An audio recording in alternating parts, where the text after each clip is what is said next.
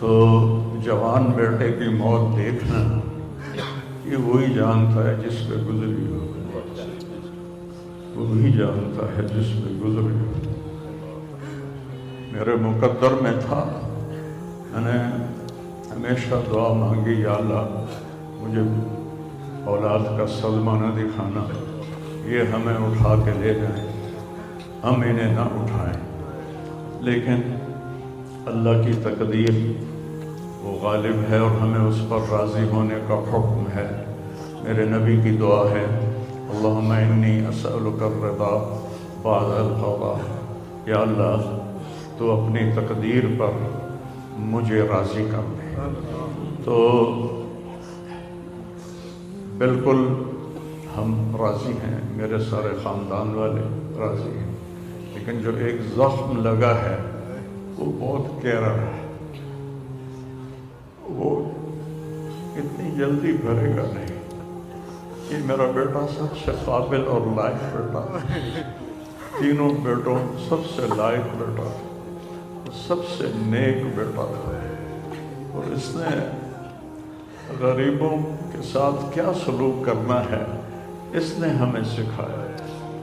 غریبوں کے اس نے دل خرید لیے تھے، ان کے ساتھ بیٹھ کے کھانا کھاتا تھا، ان کو اپنی قیمتی گاڑی میں بٹھاتا تھا۔ جو لوگ اپنی گاڑی کے قریب کسی کو نہ گزرنے دیں، وہ ان کو انہی گندے کپڑوں کے ساتھ، یہاں ایک پاگل رہتا ہے، وہ میلے کچیلے گندے کپڑے پیشاب بیچ میں کیا ہوا اس کو اٹھا کے اور اپنی گاڑی میں بٹھاتا تھا۔ وہ ساری سیٹ خراب ہو جاتی تھی، لیکن وہ اس کو اپنی فیکٹری میں لے جاتا، پھر نائی کو بلا کر اس کے بال کٹواتا، اس کو نہلاتا، اس کے کپڑے بدلواتا۔ اس پورے گاؤں میں وہ پاگل صرف ایک شکل کو جانتا ہے اور ایک نام کو جانتا ہے۔ وہ نام تو پکار نہیں سکتا تھا، کہتا میاں میاں میاں، یہ صرف ایک اس عاصم جمیل کو وہ جانتا ہے، جو آج ہم سے رخصت ہو گیا، اور یہاں ہم بے بس ہیں اور اللہ کی تقدیر پر ہم راضی ہیں۔ اور السعید من وعظ بغیرہ، موت سے اپنی موت کو یاد کرنا چاہیے کہ ایک دن میرے اوپر بھی یہ آئے گا اور میرا بھی سانس نکلے گا اور زندگی کا دھاگا ٹوٹے گا۔ یہ اس بچے نے وہ کام کیا علاقے میں جس کو میں اپنی تعریف نہ ہو جائے، یہ اللہ کی امانت تھی، اللہ نے اس کو اپنے پاس بلایا، لیکن بہت کم والدین کو ایسی اولاد ملتی ہے، بہت کم والدین کو ایسی اولاد ملتی، اور اسی جوانی میں اللہ نے بلا لیا۔ میں راضی ہوں، میرا سارا خاندان بھی راضی ہے، لیکن یہ رونا تو میرے بس میں نہیں۔ اللہ اولاد کے صدمے سے سب کو بچائے، اللہ اولاد کے صدمے سے سب کو بچائے۔ تو چھوٹے چھوٹے غم کے قابل نہیں ہے، میرے اوپر تو بہت بڑا غم ہے۔ میں اللہ کا شکر گزار ہوں، اور یہ سارا مجمع دیکھ کے مجھے حوصلہ ہو گیا ہے کہ میرا بیٹا واقعی بہت نیک تھا، جس کے لیے اتنا مجمع اس کے لیے دعا کرنے آیا ہے۔ 40 آدمی جنازے میں ہوں اور میت کے لیے دعا کریں تو میرے نبی نے فرمایا اس کی بخشش ہو جاتی ہے۔ تو یہ تو ماشاءاللہ ہزاروں گنتی سے بھی باہر مجمع کھڑا ہوا ہے۔ میں آپ سب کا شکر گزار ہوں، اور میرے بھائی اس دن کی تیاری کر کے مرنا چاہیے۔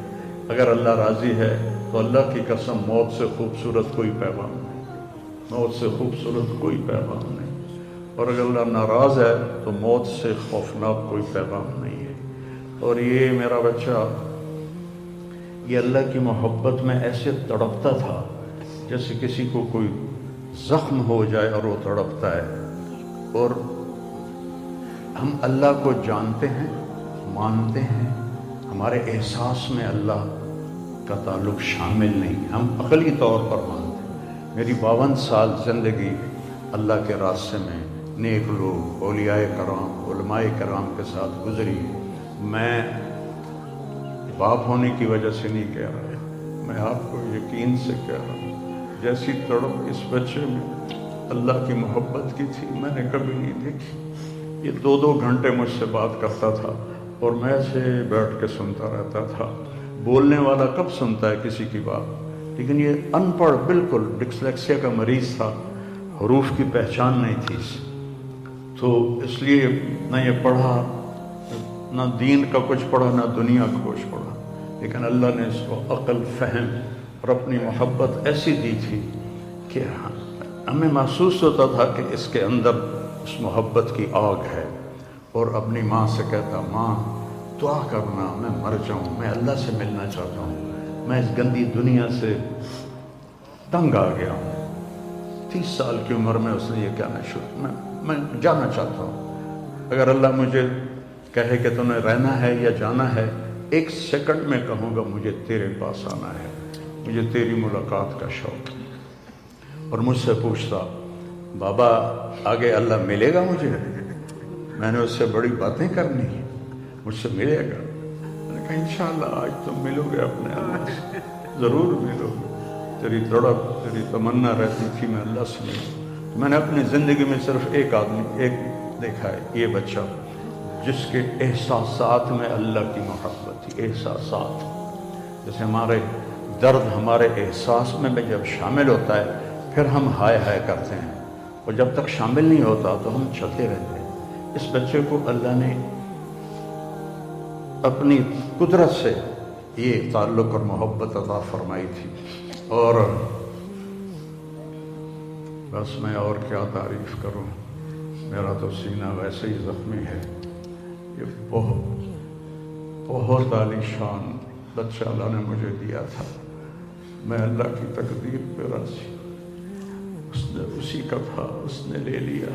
بھائیو، موت سے پہلے مرنے کی تیاری کر لو، آپس کی لڑائیاں چھوڑ دو، آپس کے جھگڑے چھوڑ دو، آپس کی نفرتیں چھوڑ دو۔ مرنے والے سے پوچھو کہ نفرت کا کیا فائدہ ہے، جھگڑوں کا کیا فائدہ ہے۔ معاف کرنا سیکھو، معافی مانگنا سیکھو، معاف کرنا سیکھو، معافی مانگنا سیکھو۔ 5 نمازیں ہیں، کوتاہی نہ ہو۔ سال کے بعد روزے آتے ہیں، بیمار ہو تو اللہ کہتا چھوڑ دو۔ حج اور زکوٰۃ پیسے والوں پر ہے۔ تو ٹوٹل ایمان کے بعد 2 باتیں ہیں، ایک نماز ہے اور ایک روزہ ہے، اور اس کے بعد ایک حدیث میں سنا کر ہم جنازہ پڑھتے ہیں۔ میرے نبی نے فرمایا 4 باتیں سیکھ لو مجھ سے، 4، اب 5ویں نہیں 4 انگوٹھا کر کے کہ 4 باتیں مجھ سے سیکھ لو تو پھر دنیا بھی تمہاری ہے، آخرت بھی تمہاری۔ صدق و حدیث، ہمیشہ سچ بولنا، ہمیشہ سچ بولنا۔ آج نیت کرتے ہو؟ حفظ و امانت، کسی کو دھوکہ نہ دینا، کسی کے ساتھ 2 نمبری نہ کرنا، کسی کو اپنے مفاد اور پیسے کے لیے، اپنے منصب کے لیے اس کے ساتھ دھوکے بازی نہ کرنا۔ تیسری بات، حسن و خلیقت، اپنے اخلاق اچھے رکھنا، گالی، غیبت، الزام تراشیاں، جھگڑے، یہ چھوڑ کے اچھے اخلاق والے بن جاؤ۔ اور چوتھی بات فرمایا عفت فی طعمۃ، رزق حلال کماؤ۔